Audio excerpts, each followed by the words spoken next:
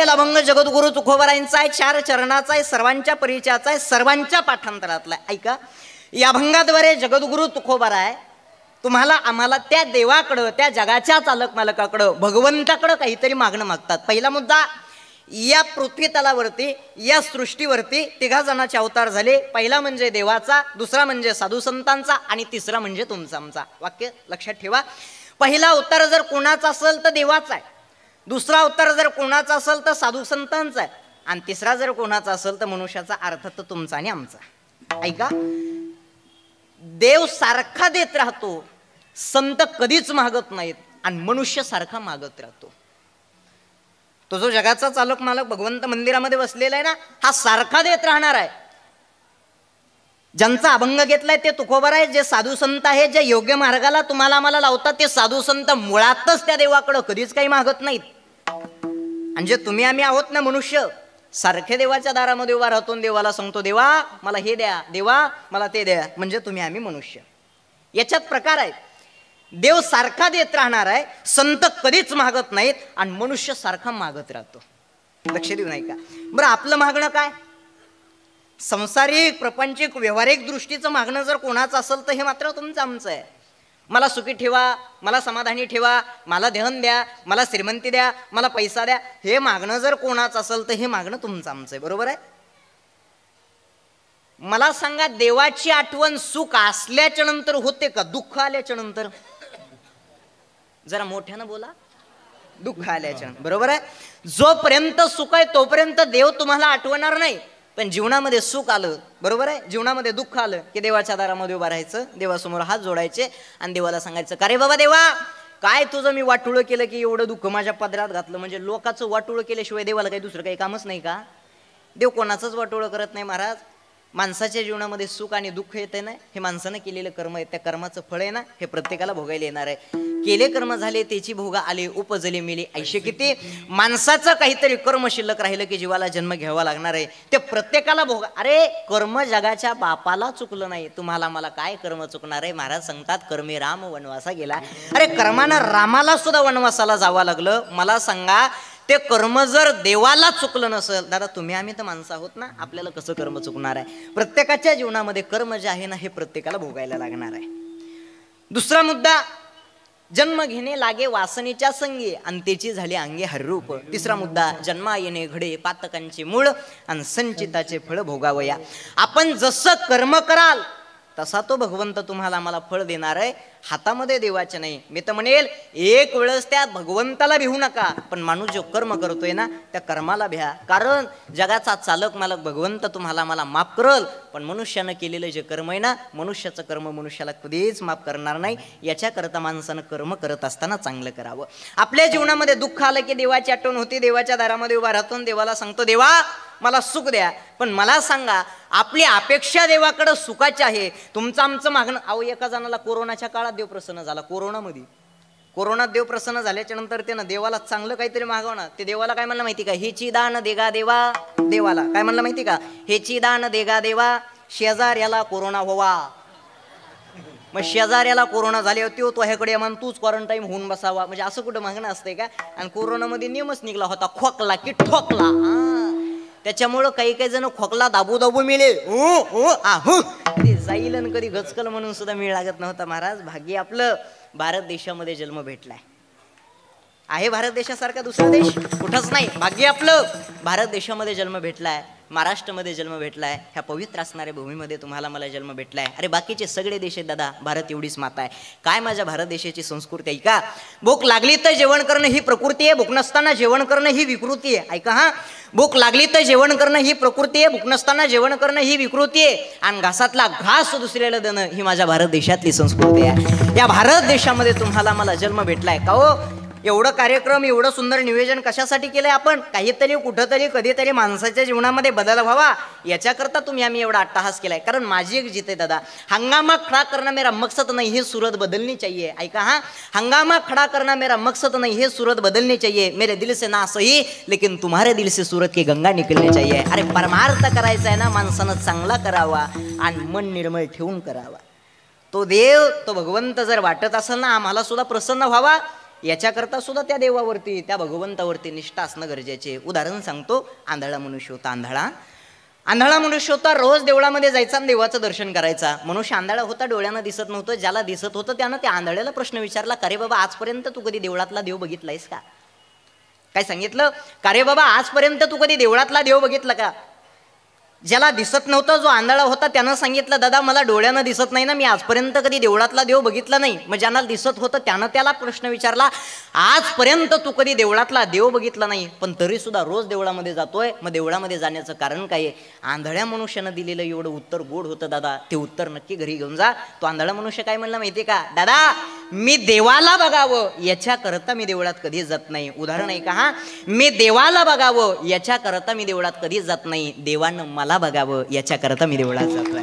भाव निष्ठा जर त्या जगाच्या चालक मालकावरती, भगवंतावरती जर असेल ना, तर भगवंत आपलासा झाला म्हणून समजा. शुद्ध ज्याचा भाव झाला, दुरी नाही देव त्याला, दुरी नाही देव त्याला, दुरी नाही देव त्याला.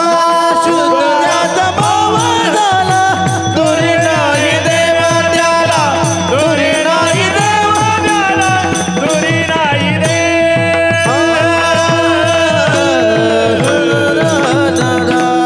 शुद्ध ज्याचा भाव झाला आणि दुरी नाही देव त्याला. ज्याचा भाव शुद्ध झाला त्याला हा भगवंत दूर नाही, हा भगवंत लांब नाही. नाही तर भगवंताचं ना आपलं अंतर फार दूरचं आहे. आणि मला असं वाटतं त्या देवाकडं जायचंय, त्या भगवंताकडं जायचंय ना, डायरेक्ट जाता येईल का हो? बोला की नाही ना, डायरेक्ट जाता येणार नाही. याच्या अगोदर मध्यस्थी कोणाला तरी गाठावं लागेल, बरोबर आहे का नाही? मग मध्यस्थी जर कोणाला गाठायचं असेल तर साधू संतांना गाठलं पाहिजे. मला सांगा, आमदार साहेबांकडे जायचं म्हणल्याच्या नंतर डायरेक्ट साहेबाकडे जाता येईल का हो? कोणाकडे जावं लागेल अगोदर? त्यांच्या पीएकडे. पीएकडे गेल्याच्या नंतर 100% काम होईल, बरोबर आहे का नाही? आणि जरी पीएकडे गेल्याच्या नंतर काम जर झालं नाही तर साहेबाची जिथं गाडी लावलेली तिथं गाडीकडे जायचं आणि ड्रायव्हर साहेबांना सांगायचं, असं असं माझं काम आहे, तेवढं करून द्या. नक्की काम होईल, पण मध्यस्थी कोणाला तरी गाठावं लागतं. लक्ष देऊ नाही का? आपले सुख आणि दुःख, आपले जे समस्या आहेत, जे सरकारपर्यंत म्हणतात त्यांना आमदार असं म्हणतात. माझं बोलणं कळतंय ना? ऐका, आपल्या ज्या सुखाच्या आणि दुःखाच्या समस्या आहेत त्या जे सरकारपर्यंत मांडतात त्यांना आमदार असं म्हणतात. आपल्या सुखाच्या आणि दुःखाच्या समस्या जे साधू संत भगवंताजवळ मांडतात ना, त्यांना साधू संत असं म्हणतात. काय समस्या आपल्या जीवनामध्ये ते भगवंताजवळ मांडणारे ते साधू संत आहेत. कारण जगाच्या कल्याणा संतांच्या विभूती आणि देह कष्टविती परोपकारे, येथे उपकारासाठी आले गरजा वैकुंठे. पण तोंड गोड असलं पाहिजे माणसाचं, काम काही करता येते, फक्त माणसाचा स्वभाव गोड असला पाहिजे, बरोबर आहे का नाही? स्वभाव गोड असला पाहिजे. पण काही जण चांगलं बोलतच नाहीत महाराज. ऐका, ह्या तोंडानं चांगलंही बोलायचंय आणि ह्या तोंडानं वाईटही बोलायचंय. माझ्या अंदाजानं ह्या तोंडानं वाईट बोलून एखाद्यासोबत नातं तोडण्यापेक्षा ह्या तोंडानं चांगलं बोलून एखाद्यासोबत नातं जोडा, आयुष्याचं कल्याण झालं म्हणून समजा. माणसानं बोलत असताना प्रेमानं बोललं पाहिजे महाराज. काय जण बोलतात महाराज, कीर्तन झालं जेवायला बसलो, माझ्या शेजारी एक जण जेवायला बसला, एक जण चपाती वाढायला आला. शेजारी बसल्याला कसं करतो? वाढ वाढ. महाराजाला भेटत नसते वाढ. म्हणजे माझ्या घरी मी काय गाजरे गोत खातो का काय का काही मिळच लागत नाही मला. तर माणसानं बोलत असताना प्रेमानं बोललं पाहिजे, बरोबर आहे का नाही? प्रेमानं बोलल्याच्या नंतर काही होत नाही. तुका म्हणे वाव पोटी, तुका म्हणे वाव पोटी, तुका म्हणे वाव.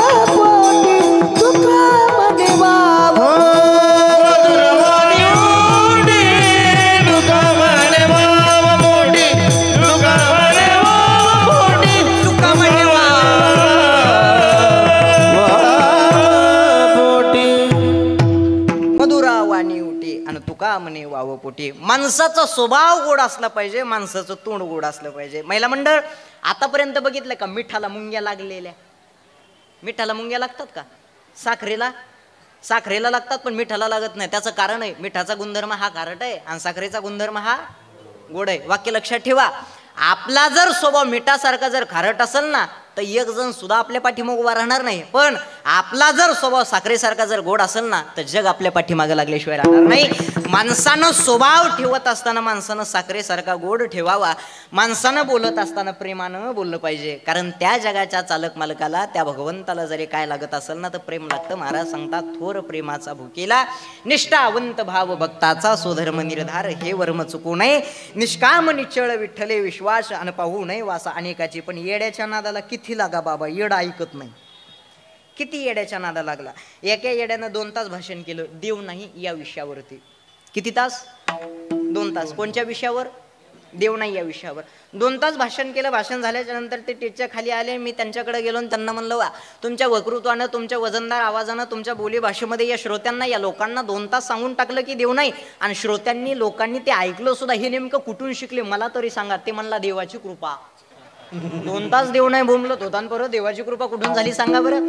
याच्यामुळे येड्याच्या नादाला एक चुकून कधी नादाला लागायचं. माझं नेहमी सांगणं असं, येड्या माणसाच्या, दारू पिणाऱ्याच्या आणि बारकाल्या पोराच्या चुकून कधी नादाला लागायचं नाही महाराज. हो नाही महाराज, काही जण वाक्य लक्षात ठेवा, इकडे लक्ष द्या. तो भगवंत आपल्याला आपलासा करून घ्यायचा आहे. पण या जगात असं चाललंय बाबा, पॅकिंग भारी, माल किडका.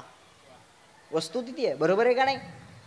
जगात असं चाललेलं आहे. लक्ष दे नाही का? तुकोबाराय प्रत्येकाच्या गावागावामध्ये, प्रत्येकाच्या गल्लोगल्लीमध्ये, घराघरासमोर जातात आणि प्रत्येकाला विनवणी करतात, देव घ्या कुणी, देव घ्या कुणी, आयता आला घर पुसुनी. पण तुम्ही आम्ही घेतला नाही. तुम्ही आम्ही उलट म्हणलो, देव न लगे देव. महाराज तो भगवंत आलाय पण आम्हाला नकोय. मग दारामध्ये आलेला देव, घरासमोर आलेला देव आपण वापस लावलेला आहे. वाक्य लक्षात ठेवा. तो जगाचा चालक मालक तो भगवंत आता आपल्याला आपलासा करून घ्यायचा आहे. प्रत्येकाची समस्या सुखाची आणि दुःखाची. पण आपल्याला जर वाटत असेल ना आम्हाला सुख पाहिजे, बरं एक वस्तू लक्ष देऊ नाही का, एक वस्तू ह्या काळात सुख देते ना, तर तीच वस्तू पुढच्या काळामध्ये दुःख देते. ज्याची अपेक्षा आहे त्याची प्राप्ती नाही, आणि ज्याची प्राप्ती आहे त्याची अपेक्षा नाही. सुखाची अपेक्षा पण त्याची प्राप्ती आहे का नाही. दुःखाची अपेक्षा कोणालाच नाही पण त्याची प्राप्ती प्रत्येकाला आहे. ज्याची अपेक्षा आहे त्याची प्राप्ती नाही, ज्याची प्राप्ती आहे त्याची अपेक्षा नाही. माझं बोलणं कळतंय ना तुम्हाला? भाषा कळते ना माझी? हां, मग काही नाही, कारण प्रत्येकाची भाषा वेगवेगळी आहे. आवाज येतोय पाठीमागे? हां, चालतंय. हां, कारण प्रत्येकाची भाषा वेगवेगळी असते. कारण जिल्हा बदलला की तालुका बदलतो, तालुका बदलला की गाव बदलतं, आणि गाव बदललं की 100% भाषा बदलते. कारण आमच्याकडे माणसं मेल्याच्या नंतर जाळतात. तुमच्याकडं कसं आहे? हां, म्हणजे आमच्या भाषेतून तुमच्या भाषेत फरक आहे का? हां, ऐका, म्हणजे माझी भाषा कळते. आमच्या इकडं कीर्तन झाल्याच्या नंतर महिला मंडळी एका रांगेत, पुरुष मंडळी एका रांगेत महाराजांचं दर्शन घेण्यासाठी येतात. तुमच्याकडे येतात का? येतात ना? आमच्याकडे रिकाम्या हातात नाही येत बरं. आमच्याकडे 500-500च्या नोटा घेऊन येतात. बाया म्हणतात, महाराज तर पैसे महागायला सोबत काहीच आणलं नाही. महिला मंडळ टेन्शन घेऊ नका, मी तुमच्यासाठी सोपी ऑफर काढली. हां, मी कानातलं घेतो, मी नाकातली नथनी घेतो. दादा तो करण्याचा आवाज बरोबर. असंच मी एका कीर्तनामध्ये म्हणलो, मी मणी सुद्धा घेतो. एका बाईनं मला काळे मणी दिले का? आता हणू घ्यावा का सांगा? लय वाकडं चालते तो महाराज. काही जण विषय हा चाललेला आहे, मुद्दा हा चाललेला आहे. माझं सांगायचं तात्पर्य एवढं होतं, त्या जगाच्या चालक मालकाकडे जायचंय, भगवंताकडे जायचंय, देव आपलासा करून घ्यायचा आहे ना. ज्याची अपेक्षा आहे त्याची प्राप्ती होत नाही, ज्याची प्राप्ती आहे त्याची अपेक्षा नाही. ज्याचं ऐका, एक वस्तू ह्या काळात जर सुख देत असेल तर तीच वस्तू पुढच्या काळात काय देते? दुःख. आता दिवस कोणचे? थंडीचे. थंडीमध्ये अंगात काय घालतो आपण? श्वेटर घातल्याच्या नंतर काय भेटतं? गरमी. बरोबर आहे. मग ते श्वेटर सुखाला कारणीभूत की दुःखाला? सुखाला. पण ते श्वेटर उन्हाळ्यामध्ये, मे महिन्यामध्ये घालायचं म्हटल्याच्या नंतर दुःख होणार. काय होणार? दुःख होणार. मग ते श्वेटर उन्हाळ्यामध्ये, मे महिन्यामध्ये दुःखाला कारणीभूत आहे. मला सांगा, वस्तू बदलली की काळ बदलला? बोला. काळ बदलला. वस्तू एकच आहे, फक्त त्या वस्तूचा काळानुसार काय झालेला आहे? बदल झालेला आहे. म्हणजे वस्तू बदलत नाही, काळानुसार त्या वस्तूचा बदल होतो. आता एखादा गोड पदार्थ, तो पदार्थ मनुष्याला रोज आवडतो, पण तोच गोड पदार्थ रोज रोज रोज रोज रोज रोज पात्रात वाढला तर काय होते माणसाला? काय? उलटी. बरोबर. उलटीच म्हणतात ना. बरं, तिला उलटी का म्हणतात सांगू का? का तर तिला उलटीच म्हणतात. असं आहे का ते? ऐका, उलटी या शब्दाचा अर्थ तुम्हाला सांगतो. पात्रातला घास हातात आला, हातातला घास तोंडात गेला, आणि तोंडातला घास पोटात गेला, ही प्रक्रिया झाली सुलटी. पण पोटातला घास पचन न होता परत तोंडावाटे परत येणं, ही प्रक्रिया झाली उलटी. म्हणून ती वाक्य लक्षात ठेवा. आपली मराठी भाषा फक्त PhD पुरती मर्यादित नाही. प्रत्येक शब्दाला स्वतंत्र भूमिका आहे. प्रत्येक शब्दाला. झाड आणि वृक्ष हे D.Ed. B.Ed. समानार्थी महाराज, पण विश्वकोशात नाही. झाड वेगळं आणि वृक्ष वेगळं. ज्याला डायरेक्ट फळं येतात, फुलं येतच नाहीत असं जे आहे ते म्हणजे झाड आहे, आणि ज्याला फुलं येऊन फळं येतात असं जे आहे ना ते म्हणजे वृक्ष आहे. प्रत्येक शब्दाला स्वतंत्र भूमिका आहे. आता योगायोगानं आलं म्हणून तुम्हाला सांगतो, तुम्हाला महिला का म्हणतात बरं? तुम्हाला महिला का म्हणतात? मी सांगू, यांना पुरुष म्हणतात म्हणून तुम्हाला महिला म्हणतात. असं आहे का बाबा ते? महिला या शब्दाचा अर्थच असा आहे, मै अधिक ला इजिकल टू महिला. मै म्हणजे पृथ्वी, ला म्हणजे सरस्वती. तुम्ही आम्ही सर्वजण जन्माला आल्याच्या नंतर ज्या माऊलीनं तुम्हाला आम्हाला अगोदर ज्ञान दिलं त्या माऊलीचं नाव म्हणजे महिला आहे. ते ज्ञान बऱ्याच जणाला कमी पडलं. ऐका हा, ते ज्ञान बऱ्याच जणाला कमी पडलं म्हणून काही जणांनी लग्न झाल्याच्या नंतर घेतलं. ज्यांचं झालंय त्यांना विचारा, ज्यांचं नाही झालं त्यांना नाही कळणार. म्हणजे घेण्याबाबतीत काही नाही, कोणाकडूनही घ्या, घेण्याला महत्व आहे. ऐका, देव आपलासा करून घ्यायचा आहे, भगवंत आपलासा करून घ्यायचा आहे. देवापर्यंत जाऊन देवाला कधीच नाहीत म्हणणार देवा जेवढं आयुष्य तेवढं तुझ्या चरणी समर्पित करायचंय, असं नाही. माझ्या जीवनामध्ये सुख दे, माझ्या जीवनामध्ये धन दे. ऐका, आजच्या अभंगामध्ये तुकोबरायांनी भगवंताकडे मागणं मागितलेलं आहे. मग महाराज, साधू संत मुळातच कधी काही मागत नाहीत, मग तुकोबराय हे संत नव्हते का? हो, तुकोबराय हे संतच होते. मग महाराज, आजच्या अभंगाद्वारे तुकोबरायांनी का मागणं मागितलंय?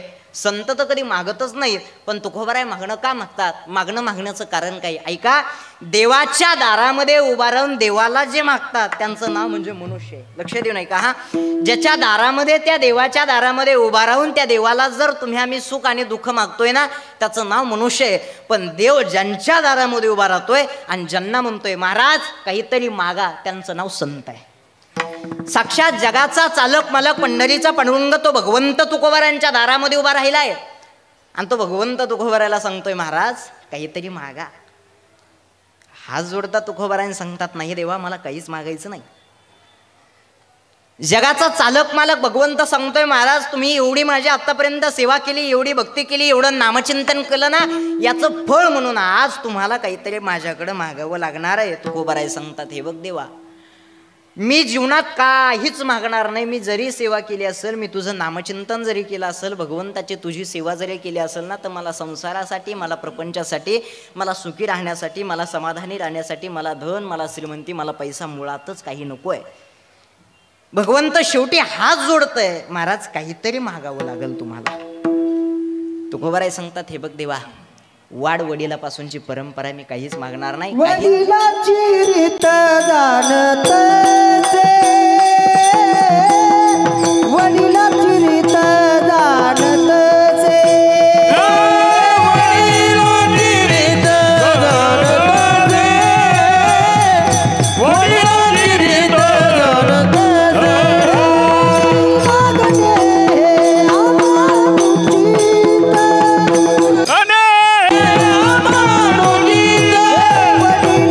रीत जाणत जाणत से, वडिलाची रीत जाणत, वडिलांची रीत जाणत से, वडिलांची रीत जाणत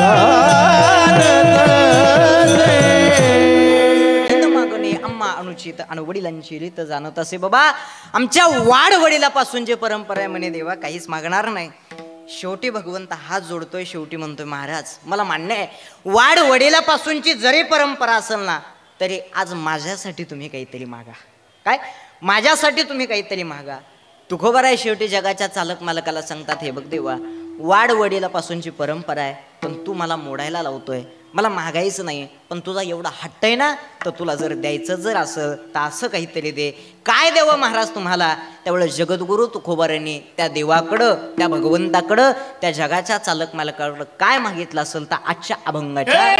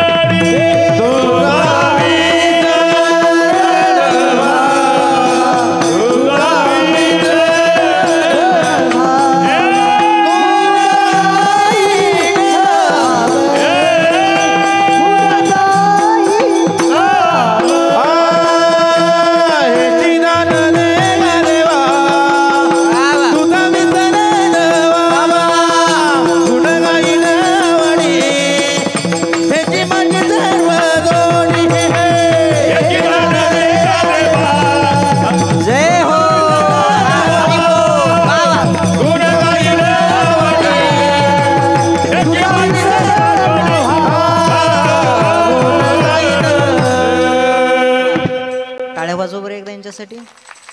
वा वा वा, छान. कार्यक्रमाची मजा त्यावेळेस आहे, गाणारे चांगले असले पाहिजे, वाजवणारे चांगले असले पाहिजे, आणि ऐकणारे चांगले असले पाहिजे. सगळे चांगले असले तर कार्यक्रमाची मजा आहे. काही काही हसत नाहीत, बोलत नाहीत, काही नुसते अशी बघत.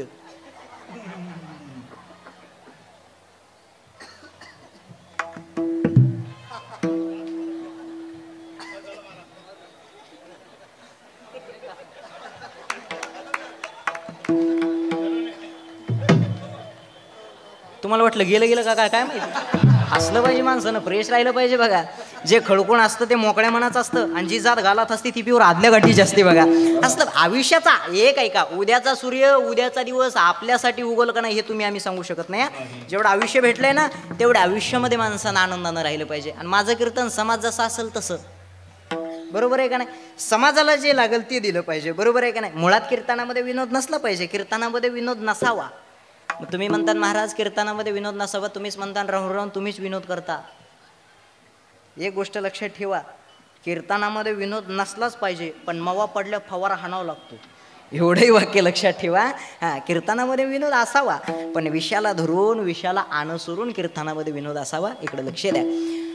अभंगाच्या प्रथम चरणात महाराजांनी काय सांगितले, हेची दान दे गा देवा, कोणतं, तुझा विसर न व्हावा. देवा, द्यायचं जर असेल तर असं काहीतरी दे, माझ्या जीवनामध्ये तुझा जो विसर आहे ना हा मुळातच कधी झाला नाही पाहिजे. ऐका, मागणं असावं तुकोबारायांसारखं, मागणं असावं साधू संतांसारखं.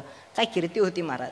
ज्या नामदेव महाराजांच्या हातानं देवानं नैवेद्य खावा, फिरविले देऊळ जगा माझे ख्याते, नामदेवा हाती दूध प्याला, नोहे हा सामान्य महिमा संतांचा, नैवेद्य हातीचा मूर्ती जेवे. एवढी आतापर्यंत सेवा केली, एवढं दिलंय, तरी सुद्धा देवानं भगवंतानं मागणं मागायला सांगितलंय.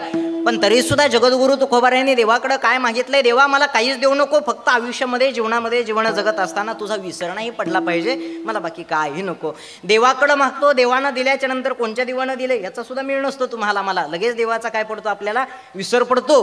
पण ते तुकोबाराय सांगतात, माझ्या जीवनामध्ये त्या जगाच्या चालक मालकाचा, तो भगवंताचा देवा, तुझा जो विसर आहे ना हा मुळात मला कधी झाला नाही ना पाहिजे. मला बाकी धन नको, मला श्रीमंती नको, मला पैसा नको, मला बाकी काय हे नको, फक्त तुझा विसर नाही झाला पाहिजे. दान जर द्यायचं जर असेल ना तर असं काहीतरी दान दे. एवढं तुकोबारायांनी आजच्या अभंगाद्वारे मागितलंय. ह्याची दान दे गा देवा, कोणतं, तर तुझा विसर न व्हावा. तुमचं आमचं मागणं आहे, धन द्या, श्रीमंती द्या, पैसा द्या. पण हे काही का, धन श्रीमंती पैसा कोणाच्या कामाला येत नाही. रावणाकडे किती श्रीमंती होती महाराज, एवढं धन. वाक्य लक्षात ठेवा, आपण घरात सोनं ठेवतोय त्याची लंका सोन्याची होती. एवढं श्रीमंत. त्याच्या संसाराचा, त्याच्या प्रपंचाचा जर विचार करायचा जर झाला, 1,00,000 पोरं, 1,25,000 नातू आणि 80,000 बायका होत्या. आपल्याला एक भेटाना, त्याला 80,000 होते. एवढी श्रीमंती त्याच्याकडं. पण ज्यावेळेस रावण गेला ना त्यावेळेस एक कवडी सुद्धा सोबत घेऊन गेला नाही. शेवटी तुकोबारायलाच म्हणावं लागलं, तुका म्हणे ज्याची संपदा एवढी आणि सांगा ती कवडी गेली नाही. एक कवडी सुद्धा सोबत घेऊन गेला नाही. शेवटी माणसाला सगळं इथं ठेवावं लागलं. मला सांगा, रावणासारख्यानं जर सगळं इथं ठुलं असेल तर तुम्ही आम्ही काय सोबत घेऊन जाणार आहेत. येताना काही घेऊन आलेलो नाहीत आणि जाताना काही घेऊन जाणार नाहीत. सोबत जर काय जात असेल, माणसानं किती कीर्तन ऐकले, किती वेळा मंदिरात गेला, किती वेळा इथं आला, किती वेळा इथं ज्ञानदान अन्नदान केलं, ह्याची पावतीवर गेल्याच्या नंतर भगवंत नक्की काढल. आनंद इथं आहे महाराज. इथल्यासारखा आनंद, इथल्यासारखी माझ्या दुसरीकडे कुठंच नाही महाराज. फक्त आनंद माणसाला घेता आला पाहिजे. आणि आनंद घेताना आनंद पचला बी पाहिजे. आनंद पचाय काय लागते माहिती आहे का, ताकद लागते. ताकदीशिवाय आनंद पचत नाही. उदाहरण सांगतो, आमच्या गावात एका 80 वर्षाच्या आजीला 10 लाखाची लॉटरी लागली. आजी 80 वर्षाच्या, लॉटरी 10 लाखाची. बँकेचे मॅनेजर म्हणले डायरेक्ट आजीला सांगताना आजी मरत्यान का, तर लॉटरी 10 लाखाची आणि आजी 80 वर्षाच्या. काळजी करू नका म्हणले. गावच्या कोतवालाकडे गेले. बाबा गावचा कोतवाल हुशार. गावचा कोतवाल आजीकडे गेला आणि आजीला सांगितलं, आजी जर तुम्हाला 10 लाखाची लॉटरी लागली तर तुम्ही काय करता. आजी म्हणल्या लागूच शकत नाही. कोतवाल म्हणला, योगायोगानं जर लागलाच तुमचा नंबर तर. आजी म्हणले, बाबा आतापर्यंत लॉटरी लागली नाही, 70-80 वर्ष झाली आणि लॉटरी लागणच कशी. कोतवाल म्हणला, आजी चुकून हुकून जर लागलाच तुमचा नंबर तर काय करता. आजी बिले हुशार होते. आजी काय म्हणले माहिती का, बाबा मला जर 10 लाखाची लॉटरी लागलीच तर त्यातले 5 लाख तुला, कोतवालच मेला. सांगा बसला का आनंद. नाही महाराज, आनंद पचण्यासाठी सुद्धा काय लागते म्हणे ना, तर ताकद लागते. हा जो आनंद आहे ना, आनंद ताकदीशिवाय पचत नाही महाराज. घेतलं पाहिजे इथं आनंद. नाचावं माणसानं, पण कीर्तनात नाचावं. नाचू कीर्तनाचे रंगे आणि ज्ञान दीप लावू जगे. चोपदार थोडं पुढे या बरं. वा वा, छान आहेत. एकदा त्यांच्यासाठी टाळ्या वाजवा. नाचण्यात प्रेम असावं.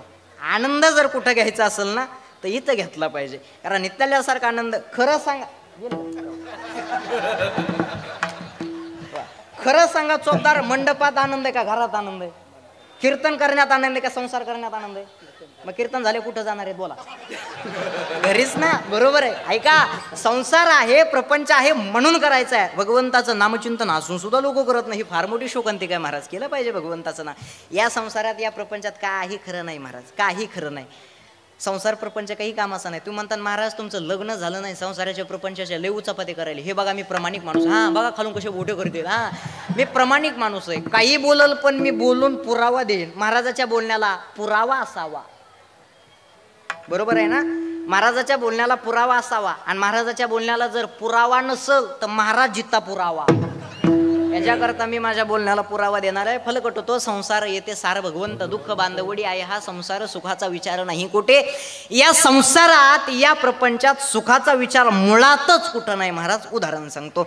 प्रत्येकाची बायको प्रत्येकाला प्रत्येकाच्या भाषेत शिकवते. प्रत्येकाची बायको. वकिलाची बायको म्हणते थांबा तुमचा निकालच लावते. शिक्षकाची बायको म्हणते मला शिकू नका. नाव्याची बायको म्हणते मेल्याने माझा केसनं गळा कापला. पेंटरची बायको म्हणते एका रट्यात थोबाड रंगवीन. पखवाजाची बायको म्हणते थापा मारू नका. तर काय करायचे सांगा बरं महाराज. बरोबर आहे का नाही? बरं गायनाचारीची काय गपची बसते का? लयच हसायलात महाराज. हा गायनाचारीची बायको काय गपची बसते का महाराज? किती गोड चालगायची बाबा, किती गोड. घरी जायचं आणि घरी गेल्याच्या नंतर बायकोला बाग हा चैतन्य महाराजाच्या कीर्तनामध्ये एवढी गोड चाल गायली. बायको म्हणते का बसा. लग्नाच्या आधीपासून मला माहिती तुम्ही किती चालीचे, तुम्ही का प्रमाण काय काय करायचं. प्रत्येकाची अवस्था तशी आहे महाराज. काय हे खरं नाही. मला सांगा कीर्तन करायची बायको काय गपची बसते का? हो कीर्तन करायची बायको काय गपची बसते का? कीर्तन करायची बायको सुद्धा गपची बसत नाही. पण मला त्याचा अनुभव नाही म्हणून मी अजून काहीच सांगत नाही. हा संसार या संसाराच्या या प्रपंचाच्या कधीच नादाला लागू नका. आता कीर्तन झाल्या घरी जायचं आणि घरी गेल्याच्या नंतर वजनात बायकोला म्हणा चाल जेवायला वाढ. बरं का चोपदार, वजनात घरी जाऊन बायकोला म्हणा वाढ जेवायला. पण वजनात म्हणा. बायको जेवायला वाढणारच, फक्त तुम्हाला वजनात म्हणावं लागेल. नाही तर तुम्ही असं मिळी म्हणता ए पिलू जेवायला वाढतेस का गो, कशाला वाढेल सांगा बरं. वजनात म्हणा बायको जेवायला वाढणार. आणि एवढं जरी वजनात म्हणून बायकोनं जर जेवायला वाढलं नाही तर तिथून पुढं माझी फुल परवानगी तुम्हाला. अशा बाह्या मागं सारायच्या, अशा माझ्यासारख्या. असं बाहेर जायचं, असा निब्बर बुटाचा जोडा घ्यायचा आणि खन खन खन पायात घालायचा आणि धाब्यावर जेवून यायचं. खरं राहिलेलं नाही महाराज. हा संसार आहे, हा प्रपंच आहे. या संसाराच्या प्रपंचाच्या कधीच नादाला लागू नका. 2 महिन्या अगोदर एकदा मी सानपाड्याला मी कीर्तनाला आलतो. सानपाडा जवळ आहे ना नवी मुंबई. हां सानपाड्याला मी कीर्तनाला आलतो. आता मुंबई वगैरे बघितली की ट्रॉफिक असते. कीर्तनाला आलो. आमचे जानकीराम महाराज आम्ही सोबत होतो. आणि येता येता तिथं सानपाड्यामध्ये थोडीशी ट्रॉफिक लागली. त्या ट्रॉफिकमध्ये एक भिकारी भीक मागण्यासाठी आला. आमचे महाराज ज्या साईडला बसलेले त्या साईडचे त्या भिकाऱ्यानं अशी काच वाजवली. असं थोडासा आवाज वाढून द्या, थोडासा नॉर्मल. आमचे जानकीराम महाराज ज्या साईडनं बसलेले होते ना त्या साईडची त्या भिकाऱ्यानं अशी काच वाजवली. जानकीराम महाराजांना काच खाली घेतली आणि तो भिकारी महाराजांना पैसे मागू लागला. जानकीराम महाराजांनी खिशातले 5 रुपये काढले आणि ते भिकाऱ्याच्या हातामध्ये देऊन टाकले. तो भिकारी पुढं गेला आणि परत माघारी आला. ज्या साईडला महाराज बसलेले होते त्या साईडची परत त्या भिकाऱ्यानं काच वाजवली. जानकीराम महाराजांना काच खाली घेतली आणि तो भिकारी परत महाराजांना पैसे मागू लागला. जानकीराम महाराज म्हणले आधीच 5 रुपये दिलेत ना, पुन्हा नंतर काय करायचे? काय म्हणले महाराज? आधीच 5 रुपये दिलेत ना, पुन्हा नंतर काय करायचे? तो भिकारी काय मला माहिती का? महाराज आधीचे 5 माझ्यासाठी आणि दुसरे जे देणार आहेत ते माझ्या मैत्रिणीसाठी. जानकीराम महाराज म्हणले कमाल आहे, भिकाऱ्याला सुद्धा मैत्रिणी असतात का? काय म्हणले महाराज? कमाल आहे म्हणले, भिकाऱ्याला सुद्धा मैत्रिणी असतात का? ते भिकारी काय मला माहिती का? तिच्यामुळेच भिकायला लागलोय.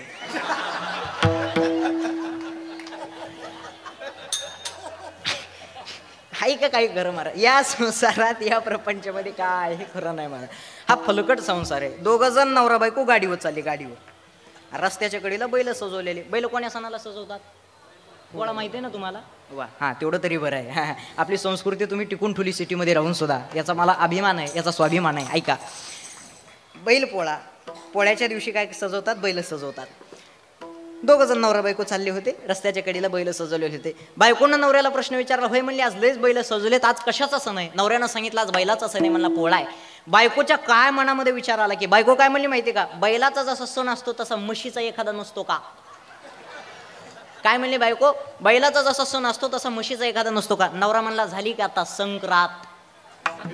संक्रांत ऐकली आणि बाईला रागच आला. बायकोच्या मनात एवढं छान माझा अपमान केलाय ना तर मी ह्याचा अपमान केल्याशिवाय राहणार नाही. थोडीशी पुढे गेले आणि रस्त्याच्या कडीला गाढवं चरत होते. गाढवं काय गाढवं चरत होते रस्त्याच्या कडीला. आता बायकोला याचा अपमानच करायचा होता. बायको नवऱ्याला कशी करते, तुमचे पाहुणे. काय म्हणली बायको नवऱ्याला, म्हणली तुमचे पाहुणे. नवरा तिच्या पुढचा होता. नवरा गाढवाकडे बघतो आणि गाढवाला म्हणतो राम राम सासरे बुवा. बोला काय करायचे आता सांगा. काही खरं नाही महाराज. हा संसार आहे म्हणजे हा प्रपंच आहे. या संसाराच्या या प्रपंचाच्या मुळात कधी नादाला लागू नका. फलकटतो संसार येते सार भगवंत. दुःख बांधवडी आहे हा संसार. सुखाचा विचार नाही गोटी. इकडे लक्ष द्या. या संसारात म्हणे या प्रपंचात सुखाचा विचार कुठं नाही. आनंद घेतला पाहिजे महाराज. इथं जेवढा आनंद आहे, इथं जेवढी मजा आहे ना, इथल्यासारखा आनंद आणि इथल्यासारखी मजा म्हणे महाराज दुसरीकडे कुठंच नाही. भगवंताचं नामचिंतन करण्यामध्ये माणसानं आयुष्य घातलं पाहिजे. कशामध्ये? भगवंत. अरे दादा एवढं तोला मुलाचं शरीर भेटलंय. उद्याचा दिवस, उद्याचा सूर्य आपल्यासाठी उगल का नाही तुम्ही आम्ही सांगू शकत नाही. मग जेवढं आयुष्य भेटलंय तेवढं तरी माणसानं चांगलं जगलं पाहिजे. हे काही का मनुष्य किती दिवस जगला ना दादा याला काही किंमत नाही. ऐका, मनुष्य किती दिवस जगला याला काही किंमत नाही. मनुष्य कसं जगलाय याला फार मोठी किंमत आहे. माणसानं जगत असताना मात्र चांगलं जगावं. त्या देवाची, त्या जगाच्या चालक मालकाची, भगवंताची कला आहे. तुमच्यावरती आमच्यावरती एवढे उपकार आहेत. हा, देवानी प्रत्येकाला बनवलंय पण प्रत्येकाला सारखं बनवलं नाही. नाक वेगळं, डोळे वेगळे, कानं वेगळे, प्रत्येकाचा रंग वेगळा, प्रत्येकाचे कानं वेगळे. प्रत्येकाला देवानं बनवत असताना सगळ्याला सारखं बनवलंय का? आणि उदाहरणार्थ जर सगळेच सारखे बनवले असते तर चेहऱ्यावरती नंबर प्लेट लावावं लागली असती. MH01 Mumbai passing, MH14 Pune. बरोबर आहे का नाही? असं कळावं लागलं असतं कारण हे ओळखू आले नसते म्हणून. पण देवाची कला आहे. नाकाच्या जागेवर नाक दिलंय. बरं कानं इथंच का दिलेत? देवालाही माहिती होतं कलियुगात कोरोना आल्यावर लोक मास्क लावतील कुठं, याच्याकरता कानाची व्यवस्था करून ठेवली त्या देवानं. बरं प्रत्येकाची भाषा वेगळी.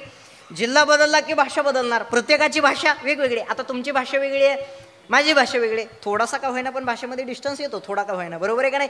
तुमची भाषा वेगळी, माझी भाषा वेगळी. लातूर जिल्ह्यात खाली तिकडे कीर्तनाला जा, तिकडली भाषा वेगळीच. काय करावं काय नाही की ती लातूरची भाषा. मी एकदा नांदेड जिल्ह्यात कीर्तनाला गेलो. नांदेड जिल्ह्यात नांदेडची भाषा एवढी वेगळी महाराज. गाडीच्या खाली उतरलो, 4-5 कार्यकर्ते माझ्याकडे आले आणि मला म्हणले महाराज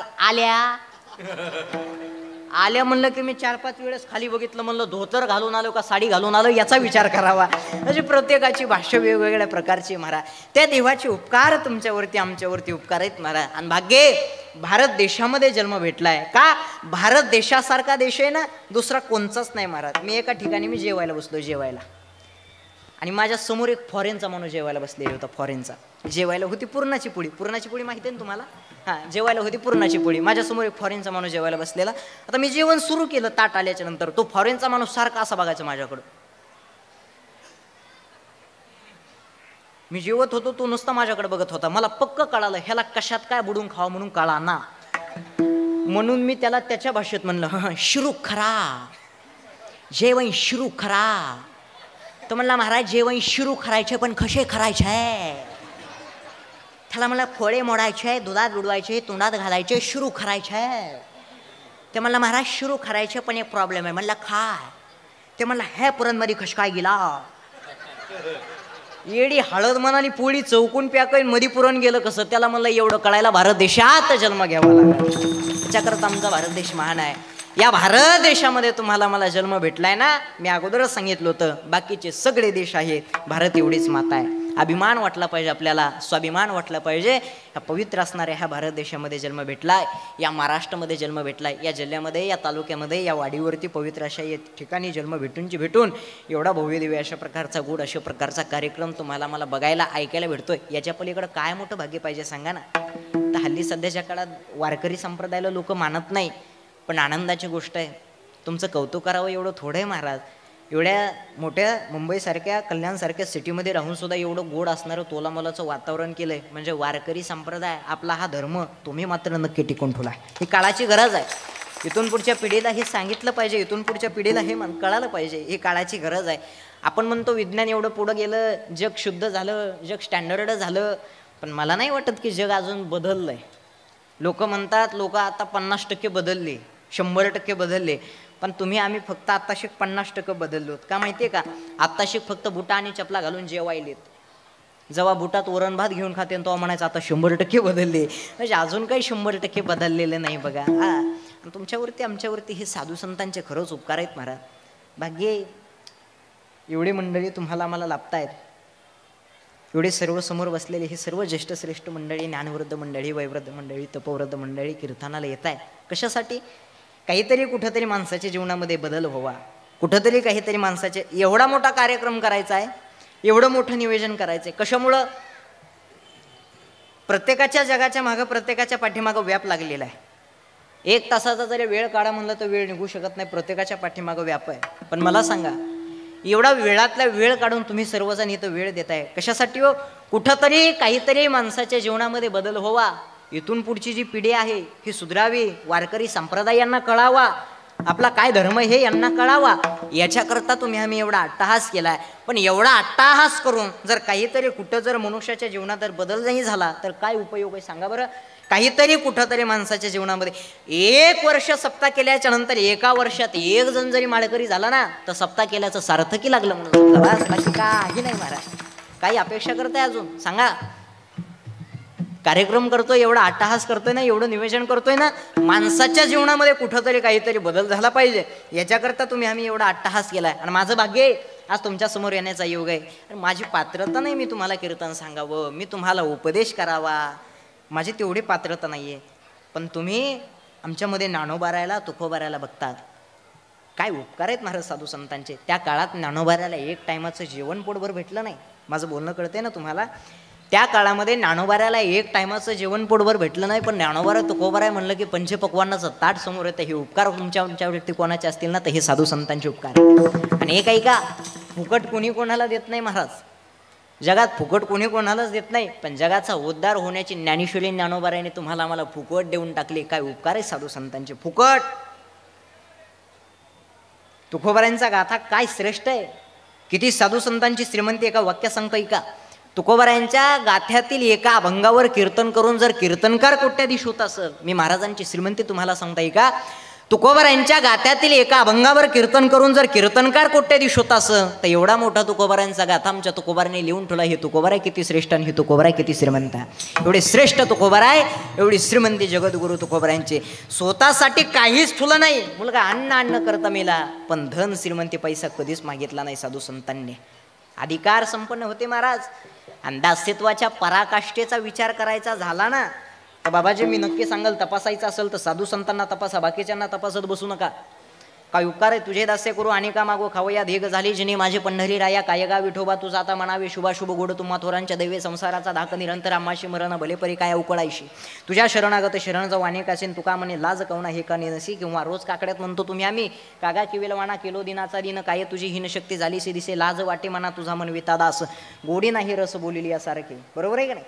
काय दसतोय महाराज. हे अभंग वाचल्याच्या नंतर हे अभंग बघितल्याच्या नंतर कळतं महाराज एवढं साधू संतांचं दस्यत्व, एवढे साधू संतांचे उपकार तुमच्यावरती आमच्यावरती आहेत. हे सगळं देऊन टाकलं महाराज, सगळं देऊन टाकलं तुम्हाला आम्हाला, सगळं देऊन टाकलं. पण इथून पुढच्या पिढीला हे कळलं पाहिजे, हे कळणं गरजेचं आहे. याच्याकरता एवढा सुंदर एवढा अट्टहास आम्ही केलाय ना, हे माणसाच्या जीवनामध्ये बदल होण्यासाठी केलाय. ऐका, प्रत्येकाला वाटतं तो देव माझा व्हावा, मी त्या देवाकडे जावं, देवानं आपलंसं म्हणावं, प्रत्येकाला वाटतं. बरोबर आहे का नाही? पण त्या भगवंताला सुद्धा, त्या देवाला सुद्धा काय लागत असेल ना तर भाव लागतो, निष्ठा लागते आणि प्रेम लागतं. तेवढा भाव तेवढी निष्ठा आपल्याकडे नाही आहे, असली पाहिजे. वाईट मार्गाला कधी लागू नका दादा, आयुष्य फार छोटं आहे. एवढं आयुष्य भेटले ना, वाईट मार्गाला कधी खर्च करू नका. आयुष्यात चांगल्या मार्गाला कधीही खर्च करा. कारण गेल्याच्या नंतर 4 माणसाने आधारानं नाव घेतलं पाहिजे. गेले दिगंबर ईश्वर विभूती किंवा मरणा आधी सावध व्हावे कीर्ती करोनी मरावे किंवा तुका म्हणे का मरणची सरे आणि उत्तमची उरे कीर्ती मागे. वाईट मार्गाला कधी जाऊ नका. एवढं तोलामोलाचं शरीर, एवढं तोलामोलाचं आयुष्य देवानं दिलंय ना, दारू पिऊ नका, ती शरीरासाठी हानिकारक आहे. मोबाईल जरा कमी चालवा, नाहीतर आता सध्याच्या काळात विज्ञान एवढं पुढं गेलेलं आहे, एवढं पुढं गेलेलं आहे. पण मित्र म्हणेल वारकरी संप्रदायाच्या पुढं काही अजून विज्ञान गेलेलं नाही. काय वारकरी संप्रदायाच्या पुढं अजून काही विज्ञान गेलेलं नाही. विज्ञानाचे एवढे शोध लागले पण आजपर्यंत विज्ञानानं हा शोध लावलेला नाही, मेलेला मनुष्य जिवंत कसा करायचा. वाक्य लक्षात ठेवा. विज्ञानाचे एवढे शोध लागले, पण आजपर्यंत विज्ञानानं हा शोध लावला नाही मेलेला माणूस जिवंत कसा करायचा. 750 वर्षापूर्वी ज्ञानोबाराने मेलेला माणूस जिवंत केला. अधिकार जर कोणाचा असेल ना तर हा अधिकार साधू संतांचा आहे. एवढे उपकार साधू संतांचे तुमच्यावरती आमच्यावरती आहे. हां, एवढं आयुष्य भेटले ना. मोबाईल थोडासा कमी वापरला पाहिजे महाराज. एक जण मोबाईल घेऊन बाथरूममध्ये गेला, मोबाईल घेऊन बाथरूममध्ये गेला, ते जाताना सरळ गेला, येताना वाकूनच आला. 3 डॉक्टर बोलले, 3 डॉक्टर. नेमकं याला झालंय काय. पहिल्यानं सगळी टेस्ट केली, पहिल्याला काहीच मेळ लागला नाही. दुसऱ्यानं सगळी टेस्ट केली, दुसऱ्याला काही मेळ लागला नाही. तिसरा जरा हुशार होता, तिसऱ्यानं नीट निरीक्षण केलं. तिसरा म्हणला याला काहीच झालं नाही, त्या मोबाईलच्या राड्यामुळे पॅन्टीची गुंडी शर्टाला लागली म्हणून वाकलाय, बाकी काही नाही. बघा महाराज, मोबाईल बी थोडासा कमी वापरला पाहिजे. बरोबर आहे का नाही महाराज. हां, आयुष्य भेटलंय ना, आयुष्य चांगलं जगलं पाहिजे, प्रेमानं जगलं पाहिजे. आणि दारू एक पिऊ नका. दारू हे शरीरासाठी हानिकारक आहे. तुमचा लहान भाऊ म्हणून ऐका, मुलगा म्हणून ऐका, पण दारू ही शरीरासाठी हानिकारक आहे. तरुण मंडळीला माझी सांगण्याची विनंती आहे, वाईट मार्गाला कधी जाऊ नका दादा. दारू पिणारे एवढे हुशार असतात, फक्त पितात म्हणून वायाला जातात. नाही तर दारू पिणाऱ्याचे चुकून कधी नादाला लागायचं नाही. एवढे हुशार दारू पिणारे उदाहरण सांगताय का. एक जण एवढा दारू प्यायचा, एवढा दारू प्यायचा, त्यानं काय केलं माहिती आहे का. एक दिवशी रात्री पिऊन आला, बायकोनं आतमधून दार लावून घेतलं, आतमधून दार लावून घेतलं बायकोनं, आणि हा दार वाजवत होता. असे थंडीचे दिवस होते, दार वाजवत होता. बायको म्हणली मी दार उघडणार नाही. तो म्हणला का. बायको म्हणली रोज दारू पिऊन येता, मला त्रास देता, मी दार उघडू कशाला, मी दार उघडणार नाही.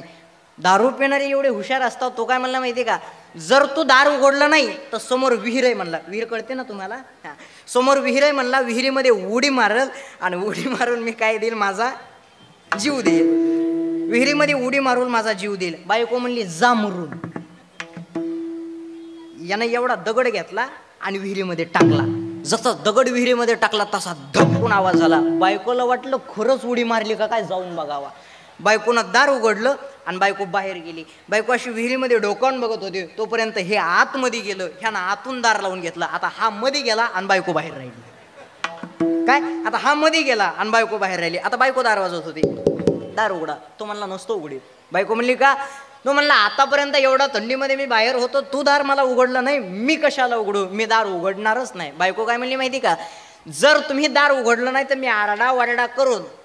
काय म्हणली बायको, जर तुम्ही दार उघडलं नाही तर आरडा वरडा करून विठ्ठलवाडीतले सगळे लोक मी इथं बोलवीन घरासमोर. काय म्हणली बायको, जर तुम्ही आरडा वरडा केला, जर तुम्ही दार उघडलं नाही तर मी आरडा वरडा करून विठ्ठलवाडीतले लोक मामा मी सगळे गोळा करील, इथं सगळे गोळा करेल. तो दारू पिणारा काय म्हणला माहिती का, सगळे जरी तू दारासमोर गोळा केले तर मी यांना प्रश्न विचारीन, एवढ्या रात्री ही बाहेर करत काय होती. म्हणता दारू पिणारे येडे असतात सांगा बरं. त्याच्यामुळे ह्या दारू पिणाऱ्याचे चुकून कधी नादाला लागायचं नाही मारा. हे हुशार असतात, हे फक्त पितात म्हणून वायाला जातात. आणि माणसानं संगत करत असताना चांगल्या माणसाची संगत केली पाहिजे. माणसानं संगत करत असताना माणसानं कोणाची केली पाहिजे, चांगल्या माणसाची. बरोबर आहे का नाही. ऐका, जीवनात साधू संतांची संगत करा. ड्रायव्हरची संगत केल्याच्या नंतर सगळी गाडी तुम्हाला चालवता येणार नाही, पण टेरिंग गिअर क्लच तर नक्की तुम्हाला कळेल. पखवाज वाजवणाऱ्याची संगत केल्याच्या नंतर सगळा पखवाज तुम्हाला नाही वाजवता येणार, पण थापका होईना तुम्ही वाजवू शकता.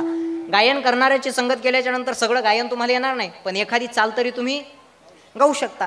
कीर्तनकाराची संगत केल्याच्या नंतर सगळं कीर्तन तुम्हाला येणार नाही, पण एखाद्या अभंगाचा अर्थ तुम्ही सरळ सरळ सांगू. तसं दारू पिणाऱ्याची जर संगत केली, माणसानं संगत करत असताना माणसानं ना चांगल्या माणसाची संगत केली पाहिजे. इकडे लक्ष द्या. ऐका, दारू पिणाऱ्याची संगत केल्याच्या नंतर तुम्ही दारू पिताल, याच्याकरता वाईट माणसाची वाईट मार्गाला कधी संगत करू नका. एवढं आयुष्य भेटलंय ना, साधू संतांची संगत करा. पण महाराज, मुळातच साधू संतांची संगत लई अवघड आहे म्हणे. ही कोणाच्याही नशिबामध्ये होत नाही, बहु अवघड आहे संत भेटी. आणि एखाद्याला जर काय संत भेट झाली, एखाद्याला जर काय साधू संतांची कृपा झाली, तर मग महाराज सांगतात संत कृपा झाली इमारत फळा आली, ज्ञान देवे रचिला पाया आणि देवालया. फक्त भेट होत असताना, संगत होत असताना जर कोणाची जर झाली पाहिजे ना, तर साधू संतांची झाली पाहिजे. महाराज सांगतात देवा मला काही नको, तुझा विसर न व्हावा. मग देवानं सांगितलं बाबा धन नकोय, श्रीमंती नकोय, आयुष्यभर मीच पाहिजे, माझा विसर नाही पडला पाहिजे. जर माझा जर विसर तुम्हाला नाही पडला महाराज, तर तुम्ही नेमकं काय करताल, याच अभंगाच्या महाराज द्वितीयच्या गुण गाईना आवडे, गुण गाईना आवडे, हो हो गुण गाईना आवडे, हो गुण गाईना आवडे.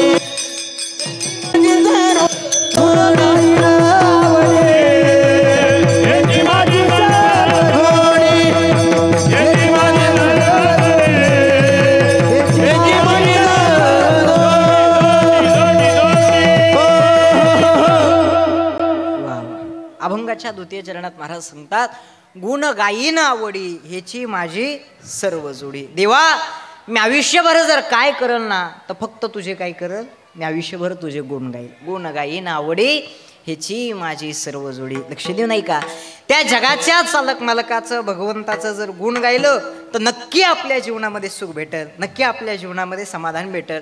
पण एवढं तुम्ही आम्ही ऐकलं पाहिजे, बरोबर आहे का नाही. माझं तर कुणी ऐकतच नाही. परमार्थ करायचे, वयाचं कुठल्या प्रकारचं बंधन आहे का. आता या वयात मी कीर्तन करतो, या वयात मी धोतर घालतो, मला सुद्धा बरेचसे जण म्हणतात महाराज या वयात, कारण मी दिसायला बारीक आहे ना. मी दिसायला बारीक असल्यामुळे मला महाराज सुद्धा कुणी म्हणत नाही. महाराज म्हणलं की दाढी गाडी आणि बॉडी असली पाहिजे, त्याच्याशिवाय वजनच पडत नाही. काय काय काय माणसं वजनदार असतात हो, लबाड बोलत नाही. आमच्या गावात एक 1.5 क्विंटलची बाई आहे. किती क्विंटलची? 1.5 क्विंटलची. खोटं वाटत असेल तर येऊन बघा. आणि तिच्या घरामध्ये चोर घुसले. कशाला मराय जावा का तिच्या घरात चोरायनं, सांगा बरं. घरात चोर घुसले आणि बाईला जाग आली. बाईला जाग आली की एक चोर ह्या हातात धरला, एक चोर ह्या हातात धरला, खाली पाडले आणि अंगावर बसली. आणि अंगावर बसून स्वतःच्या पोराला काय म्हणली माहिती का, पप्प्या जाय पटकन म्हणे पोलिसाला बोलून. आणि पप्प्या बाहेर गेला आणि परत मध्ये आला. मध्ये आल्याच्या नंतर म्हणला मम्मी माझी चप्पलच सापडा नाही. चोर म्हणला माझी घालून जाय पण पोलिसाला बोलून आण. अशा वजनदार माणसं असतात. आपल्याकडे बघितलं दाढी नाही, गाडी नाही, बॉडी नाही, त्याच्यामुळं माझं तर वजनच पडत नाही मारा. बरं माझ्यावर वजन हाणते, बरं बाकीच्याने हाणू नका, पण बारकली पोरं सुद्धा लई विचित्र मारा. हो, एक बारकं पोरगं माझ्याकडे आलं. आता मी दमून आलेलो कीर्तनाला, मी असं खुर्चीवर बसलेलो, एक बारकं पोरगं माझ्याकडे आलं. बरं आले हो गपचीप बसा ना, ते गपचीप नव्हतं बसत. एकदा पुढून यायचं मला असं करायचं, महाराज घोडा. एकदा मागून यायचं पुन्हा मला करायचं, महाराज घोडा. अरे मला घोडा घोडा काय, बरं जाऊ द्या, घोडा का म्हणी ना, पण ते नुसतं घोडा नव्हतं म्हणीत, ते महाराज घोडा म्हणत होतो. एवढं विचित्र. तेवढ्यात त्याची मम्मी चहा घेऊन आली आणि मला म्हणली हां कशा वाटल्या आमच्या पिंट्या. ते त्यांची स्टँडर्ड भाषा, शुद्ध कुठं बोलावं याची अक्कल नाही. एक जण हरिपाठ शुद्ध म्हणू लागला बाबा. ते काय म्हणला माहिती का, सर्व घंटी राम का, तिथं काय घंटी आहे का, कुठं शुद्ध बोलावं हे मात्र माणसाला कळालं पाहिजे. का कसा वाटला आमच्या पिंट्या. मी म्हणलं फारच चांगला आहे. आमच्या पिंट्यानं कुठल्या प्रकारचा त्रास, म्हणलं अजिबात नाही. तेवढ्या ते मम्मीच्या मागून पुन्हा नंतर असं करते, महाराज घोडाच्या मम्मीनं हातातल्या बांगड्या अशा मागं केल्या आणि अशी अडकून कानामागं लावून दिली. म्हणलं वा काय घरातले संस्कार आहेत. म्हणलं महाराज घोडा म्हणले की माईनं लगे कानामागच लावली. पण ती काय म्हणली माहिती का, अरे येडपाटा एवढं वय झालंय तरी सुद्धा अजून तुला गाढवातला आणि घोड्यातला फरक कळत नाही का. ते तरी नुसतं घोडा म्हणलं होतं, या बाईनं माझं अख्खं खानदानच बदलून टाकलं. बघा आता काय करायचे सांगा बरं. मुलाला योग्य संस्कार लावल्याच्या नंतर मुलं चांगले वागणार आहेत, बरोबर आहे का नाही. शुद्ध बीजापोटी फळे रसाळ गोमटी, आपुलिया हिता जुवासे जागता, धन्य माता पिता तयाचिया, पुढे कन्या पुत्र होती जे सात्विक, तयाचा हरेक वाटे देवा. मला आनंद वाटतोय की तरुण मंडळी वारकरी संप्रदायामध्ये येत आहेत. हे समोर उभे दिसत आहेत, एवढे बहुसंख्येने कीर्तनासाठी उपस्थित आहेत, बरोबर आहे का नाही. हां हे काळाची गरज आहे. एकदा तरुणांसाठी सर्वांनी जोरदार टाळ्या वाजवा. तर हल्ली वारकरी संप्रदायाकडे इकडे कीर्तनाकडे येत नाहीत, पण आलं पाहिजे, बरोबर आहे का नाही. परमार्थ म्हणजे काय हे त्यांना सुद्धा कळलं पाहिजे, कळणं हे गरजेचं आहे. मी सांगत होतो बारकले पोरं एवढे विचित्र असतात महाराज. एका गावात मी कीर्तनाला गेलो, एक बारकं पोरगं माझ्याकडे आलं, मला म्हणलं चला महाराज आपली इथं चहा घ्यायला. त्याला म्हणलं चहा घेत नाही, ते मला दूध घेऊ चला. गेलो महाराज त्याची इथं दुधाला गेलो, त्या पोरानं मला 2 तांबे दूध पाजलं, 2 तांबे. आता खरं सांगा माझ्याकडे बघून असं वाटतं का मी 2 तांबे दूध पेन म्हणून. कोणाकोणाला वाटतं, कोणालाच नाही का वाटत.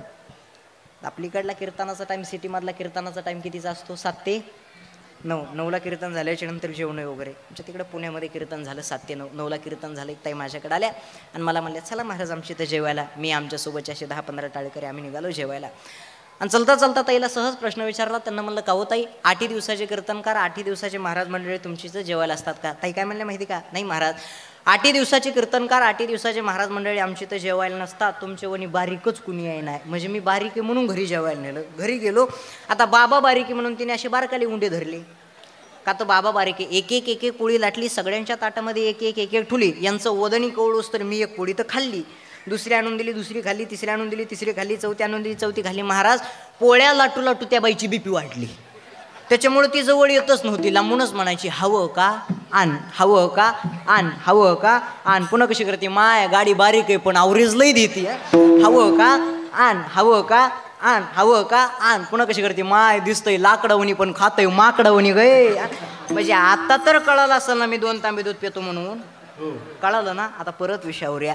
त्या पोरानं मला 2 तांबे दूध पाजलं, मी 2 तांबे दूध पिलो. आणि त्या पोराला सहज प्रश्न विचारला. त्याला म्हणलं का रे बाळू तुझ्या घरचं मी 2 तांबे दूध पिलो हे मला मान्य, पण तुझी मम्मी आल्याच्या नंतर तुला काय बोलणार तर नाही. ते पोरगं काय म्हणलं, अहो महाराज कशाला काय बोलन, तुम्हाला जे 2 तांबे दूध पाजले ना त्याच्यात उंदीर पडून मेला होता. अरे बाप, असला राग आला. मी तांब्या घेतला, तांब्या फेकला की तांब्या फुटला. हे पोरग लगेच कसं करतंय, मम्मी ह्या महाराजांना आपला संडासला न्यायचा, तांब्या फोडला गे. किती विचित्र असतात महाराज हे बारखाले पोरं. त्यामुळे ह्या बारखाले पोरायची मी चुकून कधी नादाला लागत नाही महाराज. शुद्ध बीजापोटी फळे रसाळ गोमटी, आपुलिया हिता जुवासे जागता, धन्य माता पिता तयाच्या. आयुष्य जीवनामध्ये जीवन जगत असताना आनंदानं जगा आणि प्रेमानं जगा. गुणगायी नावडी हिची माझी सर्व जोडी. माझ्या जीवनामध्ये मला धन नको, मला श्रीमंती नको, मला संपत्ती नको देवा. द्यायची जर असेल ना तर माझ्या जीवनामध्ये मला साधू संतांची संगत दे. नलगे मुक्ती धनसंपदा संत संग देई सदा, किंवा नलगे मुक्ती आणि संपदा संत संग देई सदा. माझ्या जीवनामध्ये मला जर द्यायचं जर काय असेल ना तर मला धन नको, मला श्रीमंती नको, मला पैसा नको. ह्या साधू संतांची, त्या जगाच्या चालक मालकाची, भगवंताची संगत दे. ऐकडे देवा, गर्भाचं दुःख किती जरी असेल ना तर मी मात्र भोगायला तयार आहे, पण गर्भाच्या बाहेर आल्याच्या नंतर मला आयुष्यभर सुखी ठेव महाराज. याचंच वर्णन अभंगाच्या शेवटच्या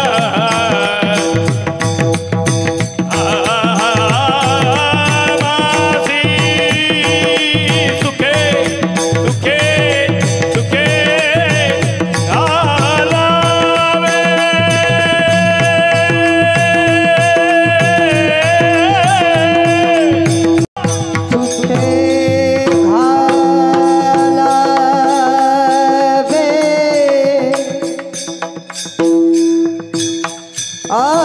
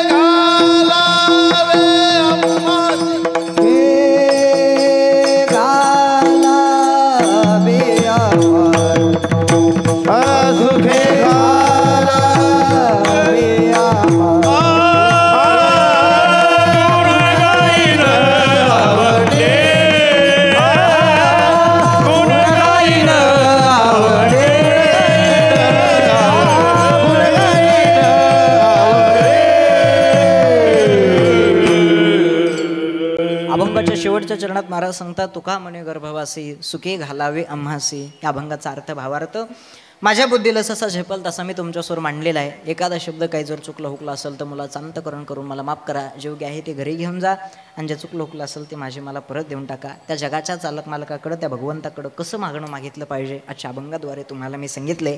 तुकोबारायने काय देवाकडं मागितलं कसं मागितलं त्या जगाच्या चालक मालकाकडं याचं अनुकरण करून जगा. मला मान्य आहे ज्ञानोबाराय कोणी होऊ शकत नाही, तुकोबाराय कोणी होऊ शकत नाही, पण साधू संतांचे विचार डोळ्यासमोर घेऊन जगा. या जगण्याला खरा अर्थ आहे. कुमार